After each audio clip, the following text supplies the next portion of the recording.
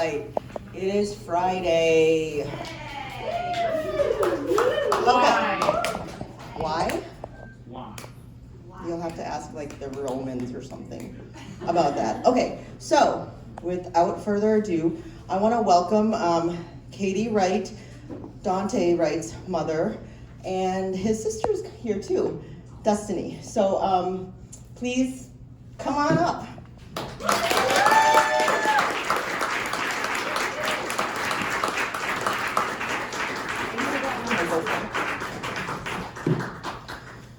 All right, so I wrote something. All right, so Katie, this is Katie. Hi, everybody. Katie, I met you under the worst circumstances anyone could imagine. The murder of your son, Dante, on April 11, 2021. Although we didn't formally meet until much later, we have supported one another through this past year, and although it may have been from afar or standing in the same space, holding that space, something about our paths has brought us here. There aren't enough words to express how strong, instinctive, and loving this woman is. Every day she is out there. Every day she wakes up and faces the world and the systems and the people who took her child away from her. Every day she survives this. There was something so special about Dante. I never met him, but among all these black and brown babies whose lives have been stolen, there was something special about Dante. I stood and marched for Dante and for the rights.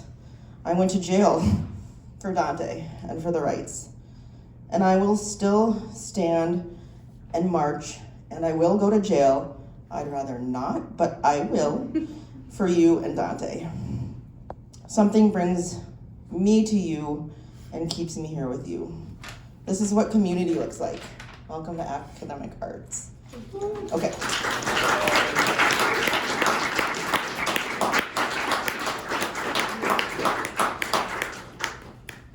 Hi, everybody. It's an honor to be here to be able to speak to you guys today, so thank you very much for allowing me this time. Some of you may or may not know me. My name is Katie Wright. Dante Wright was my son. He was 20 years old, and on April 11th of 2021, he was killed by a Brooklyn Center police officer. It was just your average traffic stop, but what wasn't so average, well, it was average because it was a pretextual racial profiling traffic stop. Started off with supposedly an air freshener hanging from his rearview mirror, to expired tabs, to the media putting out that he was this monster that deserved to die that day. Around 2 o'clock in the afternoon, I received a phone call from him stating that he was pulled over by the police, and I asked him for what. He said it was because of the air freshener hanging in his window, so I immediately told him to take it down. He also did mention that the police officers were asking about car insurance that day, and we just gave him this car. He was 20. It was his first car that we have given him, and he was on his way to go get a car wash. So I told him that once the police come to the window, let me speak to him because I could give him my insurance information. We have not transferred the insurance over yet because we didn't have a card to provide the police officer, but I could give him my insurance policy. At that time, we sat on the phone for just maybe a minute or two, and then I heard the police officer come back up to the car, and I heard a male's voice asking Dante to step out of the car. And Dante asked for what? Am I in trouble, were his words. And the police officer said, I'll explain that to you once you get out of the car. You need to put the phone down. So I heard the phone drop. I'm not sure where he placed it. But then I heard the police officer say, Dante, don't. And then I heard somebody tell somebody to hang up the phone, and then the phone hung up. I tried calling back his phone quite a few times. Seemed like forever, but it was probably just a few moments. Maybe a minute later, a girl answered his phone, and it was on FaceTime, and she was crying hysterically, and she said that they shot him, and my whole world just ended in that moment. I was confused. I didn't know what to do or what to say. And then I heard somebody tell her to hang up the phone again. Before she hung up the phone, she faced the phone towards my son. And I saw him laying in the front driver's seat, and he looked dead to me. That's the last vision, one of the last visions that I have of my son, unfortunately. So I didn't know where they were. The phone hung up. I tried to call back again, nobody answered, so I immediately called my husband, and then I called 911 because I had to figure out where he was. My motherly instinct was to go and try to save him and protect him and to be there for him. And finally got a hold of 911. They connected me to a few different police stations, and they were like, I don't know what you're talking about. I'm like, no, my son was shot by a police officer. Where is he? And I demanded them to tell me where they were. They gave me the cross streets of Catherine and 63rd in Brooklyn Center. I had my grandson that day, which is Dante Jr. Dante at that time was 1, he is 2 now. So I woke him, I hurry up, grabbed him, he was in the middle of a nap, and we ran outside, and I just fell to my knees. I was just crying because I didn't know what to do. In that moment, I was lost. A neighbor had actually seen me outside crying, trying to just figure out how to get in the car. I didn't even know how to get in my own car. That's how distraught I was, and she helped me. She helped me get in the car. She put the cross street into her GPS, and she drove me in my vehicle there. As we approached, and I lived probably 8 to 10, not even, depending on traffic, like 10 minutes from where my son was killed. And as we were driving there, I just prayed over and over and over again that he was okay. He was shot, and now he's on his way to the hospital, and they're gonna save him because that's what they're supposed to do. That's what police officers are supposed to do. Is they're supposed to protect and save you. When we finally got probably a couple of blocks from where we were supposed to be, the traffic was so heavy because of so many police departments from all over all over Minneapolis. There was so many suburbs and surrounding departments that responded to my son being shot.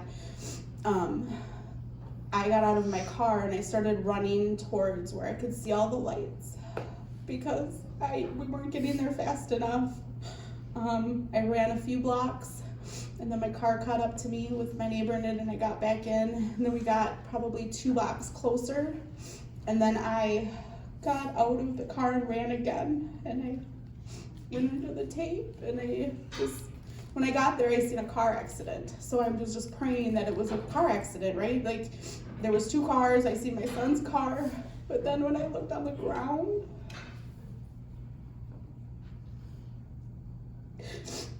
I seen my son laying there with a white sheet over him, and the only reason why I knew it was him was because of his shoes. His shoes were still sticking out. The toughest day of my life. We sat out there for hours. I couldn't leave. I was there until 8 p.m. So from 2, I got there about 2:25 maybe until 8 p.m. And we sat out there. Community started to form. A lot of activists, a lot of support, demanding answers. And we sat there just from the tape, the crime scene tape, and watched it play out. And I begged them over and over again to please just let me go to my son, please. I tried, I ran, the police officers grabbed me, and I begged them because in my mind, I could get there and I could save him. I could help him, I could hold him, I could be with him, I could tell him it was gonna be okay. But I didn't get that opportunity. So we stood and watched the BCA and the police department do their investigation. We demanded answers, and all they told us, they never told us that day that it was an officer-involved shooting. The only reason why I knew was because I was on the phone with them. They at first tried to make it seem like it was just a simple accident, and they don't know what happened. There was a gun involved. So they were trying to portray this huge picture that they had no responsibility in this. But obviously as things played out and then they found out I was on the phone, they knew that they weren't able to cover it up. They had to, at that point, take as much accountability as they were able. So my journey through fighting for accountability for my son has been long. It's been tough. It's been days where I felt like I can't even get out of bed because the fight is so hard to prove your son's innocence compared to a police officer, compared to somebody that is supposed to have so much authority. And it was hard. It was hard to defend him when, you know, police officers are held to so much higher than a young 20-year-old black man. But we got through it, and then, you know, charges came about. We had to fight for that. We had to fight for and stand in front of, you know, legislatures' houses and stand in front of attorneys' houses to get what we wanted for my son's, for Kim Potter. I'm not gonna say my son's case. It was Kim Potter's case, which is the police officer that shot my son and murdered him. We had to fight for Minneapolis to be able to put it into the Attorney General's hands because they were gonna give it to Washington County, which is, it was out of Stillwater, Minnesota, and if anybody knows what Stillwater is, it's probably one of the most racist towns in Minnesota. And so we fought for that. We knew we weren't going to get any accountability coming out of that county, out of the prosecutor that was assigned to Kim Potter's case.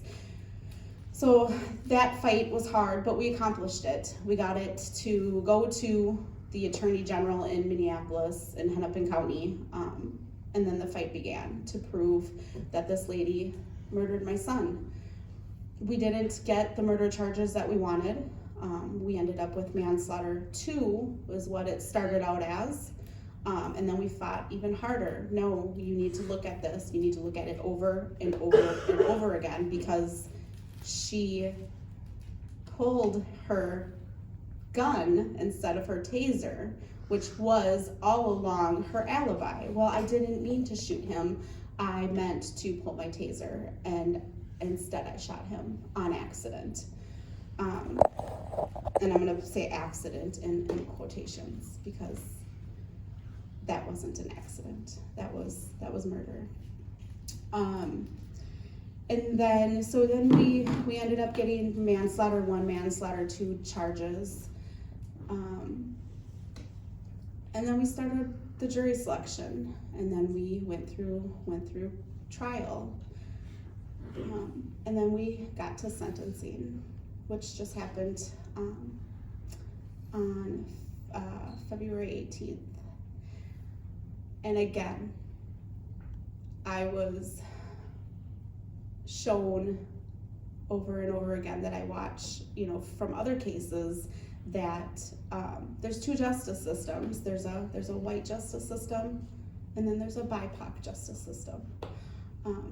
But I thought, in my naive mind, that we were going to see accountability, but we didn't. Unfortunately, she was only sentenced to 24 months.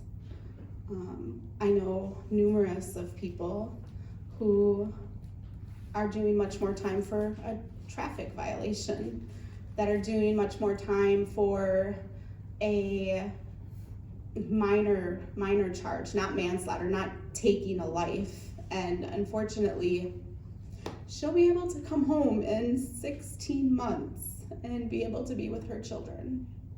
And she'll be able to have dinner and Christmas and whatever holiday she chooses to spend while we sit here with an empty seat at our table every year, while we sit here and have memories, good memories of my son. We have tons. We had 20 years of memories, but we also have the memory of seeing him in that car with bleeding out. We have memories of sitting through trial and watching him being murdered over and over again. And she'll get to go on with her life. And it's the unfortunate society we live in. So that's kind of my story.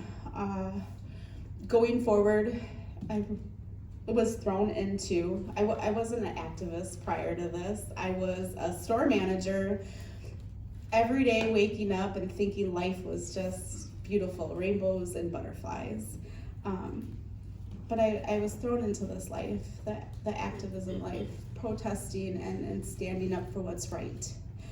And when I talk about activism, it's not how people want you to portray it as going out and causing trouble and being, breaking the law. And that's not what activism is. Activism is taking action and engaging, educating people, and standing up for what's right, but also standing up for what you believe is wrong. And it's peaceful, and it's getting your voice heard. And we need all of you as youth to stand up and to do that, and to be able to get the message that, everybody should be held at the same accountability. Everybody should be treated the same. And that BIPOC lives matter.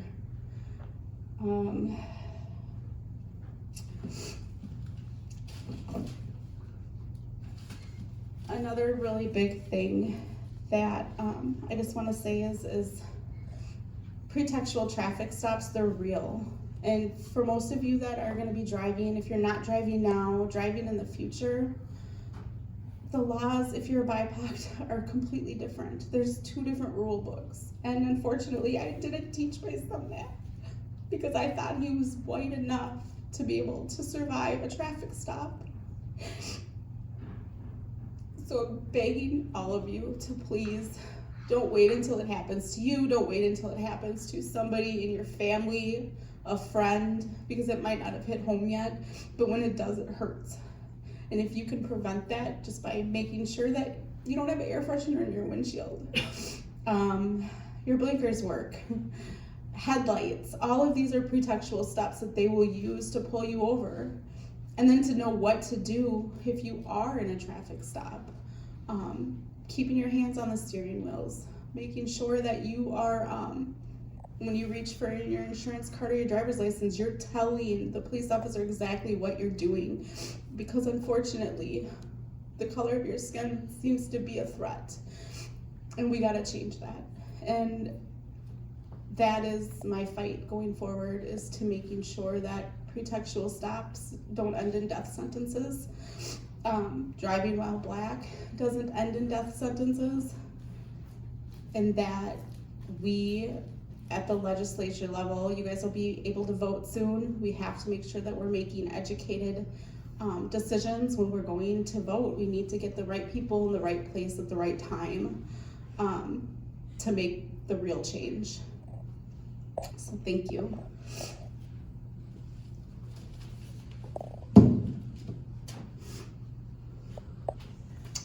We're gonna open it up now for anybody who has questions.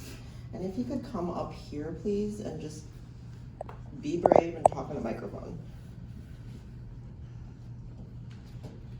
That includes staff.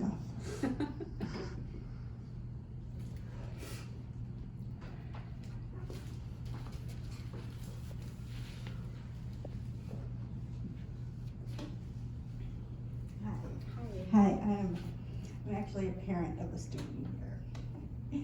And my heart breaks for you. Because I know what it feels like to have to teach your child to be safe. It hurts. I just want you to know you're strong. And thank you for bringing his story to us. And you do have a community. You have a community outside of your community. You have a community everywhere that has your back, me included, for this fight. We need things to change. We do. And I just want you to know you've been heard and understood. I'm sorry for the pain that you feel. I wish no one would have to feel that. But as a parent of 2 black sons, I get it. And I love you.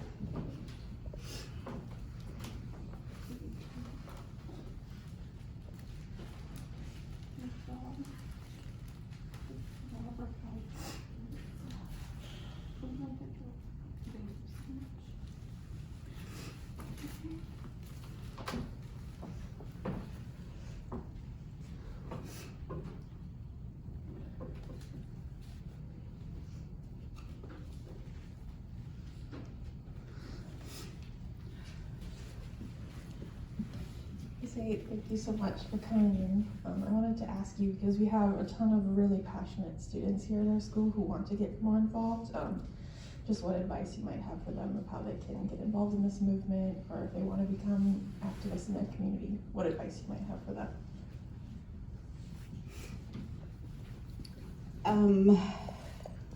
There's a lot of advice, but if I could give you the most advice is don't stop. Make your voice heard in a positive way. There's going to be so much negativity, and people are going to have opinions, and that's great, right? Because every opinion matters. But if you see something that is being done that is wrong, you have to stand up for what you believe in. And I met some amazing teen activists through this journey and this fight that we've been in, and the community that they form and the positivity and the message that they're getting out is so amazing. So my advice would just be to stand your ground, make your voices heard loud and clear in a positive way, and making sure that even with the things that you feel is right, you have to fight for the things that you feel is wrong as well. So it's a double-edged sword. You have to fight for both. So get out there for the good things that you see, but also get out there for the bad things that you see.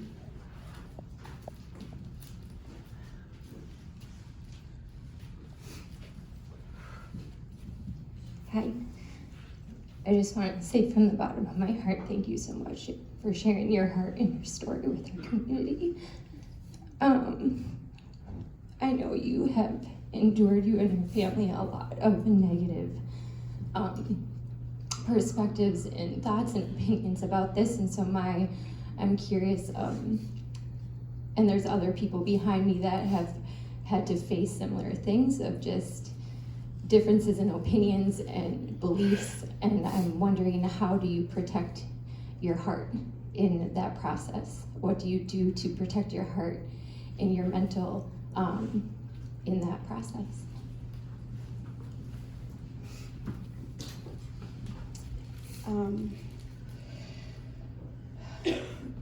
So the first thing that happens, right, is when a BIPOC person is killed, they want to criminalize them, and they want to put out so much hate and make you feel like, I mean, I was even told I'm the bad person. That's why my son died.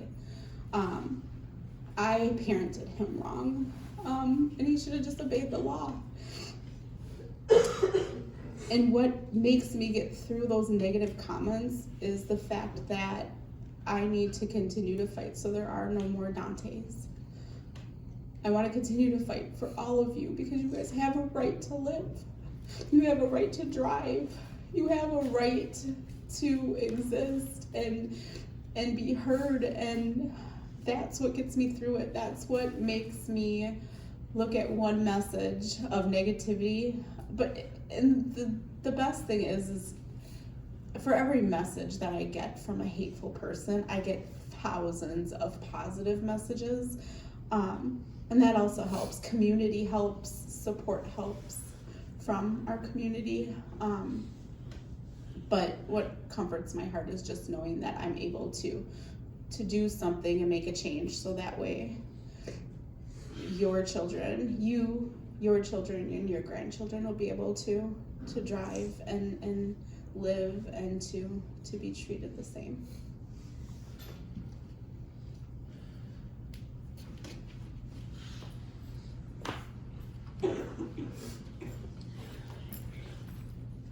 So growing up, I kind of had family that weren't super supportive of people of color. So I was kind of surprised. So I wasn't really taught a lot about like cops and stuff, and I was taught under like you won't get in trouble for doing anything wrong. So growing up with that kind of sucked because I didn't really realize how dangerous it was until recently when like George Floyd died. I realized, oh, this is an issue, but I never really thought about it. And like then with my dad, my stepdad, who was like in and out of jail all the time, telling me that like if a cop really ever came up to me, I would be done. So I'm either going away or dying. So growing up with those two perspectives and being like, okay, well, I'm black, so that means I'm immediately in the wrong. Definitely not great, and it sucks so much. I'm honored to have you guys here and hear your story. It's amazing, and like I'm really proud of you guys for coming up here and talking to all of us, because I know a lot of us are like really passionate about this kind of stuff, and I've always been super passionate about like talking about black people's issues and like people of color, and like standing up for myself and stuff, because this stuff sucks, and like no one should be dying because of this, and I don't think cops should have the pedestal that they are on, because that's tough. It's really just a problem, and I'm hoping that things will start changing. Whatever. Thank you. Okay, cool. I'm sorry for the negative energy I'm about to put out right now, but a lot of pent up rage, and it's need to vent it up. How can you possibly just say, "Hey, your son was actually the bad guy"?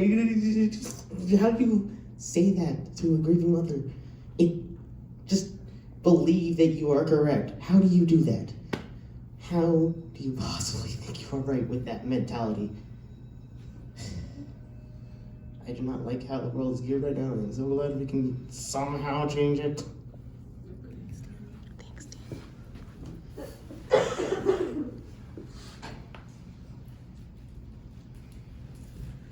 have a question. Are you going to continue to fight for a longer sentence for Dante? Yes, we are asking Keith Ellison to appeal. The judge at sentencing, and I don't know if any of you watched, and for some that may have, or go home and watch it, it was a slap in the face. We poured our hearts out to in our victim impact statements. We got to say what losing Dante was like, and how our life will forever be affected, and even communities' lives. We had community statements that they chose not to read, unfortunately. But the judge cried during sentencing for Kim, but she wasn't bothered at all during our victim impact statements. And then she went below sentencing guidelines. So sentencing guidelines, she should be sentenced, no matter how much time she was gonna get, it's not justifiable, it's not accountability, right? Because accountability would be Dante coming home on April 11th and having Sunday dinner with us. That's what we do every Sunday, and it was a Sunday. But we didn't get that. So then what is the next step would be to hold her accountable. And during sentencing, she didn't get held accountable. So we will continue to fight for an appeal. We have 90 days from the day of sentencing. Sentencing was February 18th. So we will continue. I call Keith Ellison's office every single day. We have people community, even people from all over the United States calling Keith Ellison every single day. And then, you know, we're gonna give him a week. Hopefully he will come up with a meeting to meet with our family, and then if not, then we'll take action to figure out what's our next step to demand an appeal.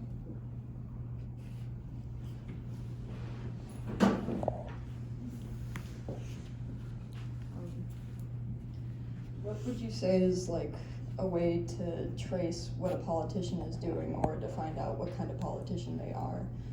Just research basic aspects of their career and stuff like that. Any tips? One thing is if they're a current politician and they're holding a seat within our legislation, you can see what their voting record is. You can see how they voted, and politics, right? I mean, people play politics. Politicians play politics, and they're going to tell you anything and everything that you want to hear in order to get your vote. But if you look at their voting record, that's going to show who they are. If you look at, you know, when it's not an election year, and how they act, that's going to show who they are. For instance, Keith Ellison is up for re-election. And so is Judge Chu. Judge Chu is a position, you get voted into that seat.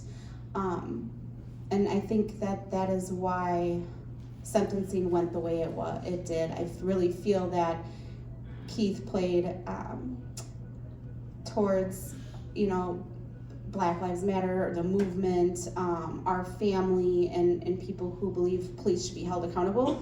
That's where that's where the charges came in, and he was appeasing that part of his voters. And then when sentencing came in, he decided to please the back the blue voters by giving her some time. I mean, she could have walked out on probation, but I think that they were strongly feeling that it would cause another uprising, and that is why they gave her a little bit of time, just to save the city from an uprising versus holding her accountable. Okay, we'll do one more question. Does anybody have anything that they really want to ask Katie?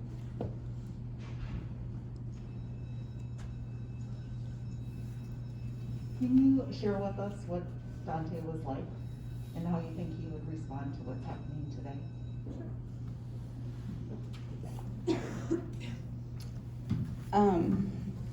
Dante, from beginning of school all through his school year, he was the class clown. I mean, I would have hoped he would have been the one that paid attention, but he was the goofy kid. He walked into class, he made everybody laugh.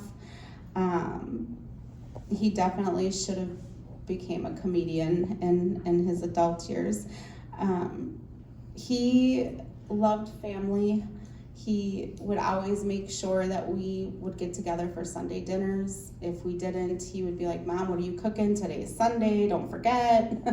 And he just had a light in him that was amazing. His smile was so bright. He was so excited to be a dad.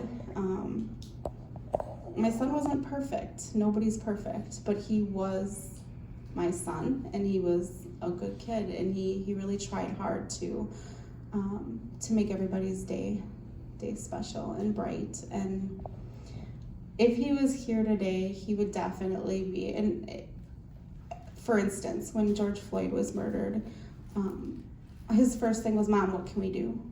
And that was the time when I did have the conversation with him, and I should have had it prior to, policing and what to do, but he wanted to do something. He went to George Floyd Square a couple times with his friends.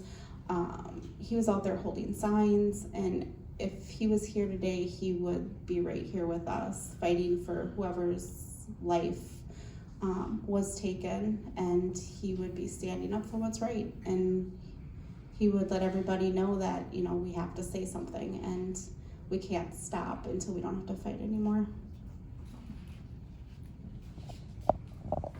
Okay, well, so class is now, but I know this has like been a super heavy spotlight. But Katie's gonna be here for a little bit longer. If you didn't have a chance or you wanted to ask her a question and you didn't want to ask her in the microphone, she'll be here for a little bit. We'll be up here. Thank you guys for everything. Thank you, Katie. And Destiny, thank you for coming.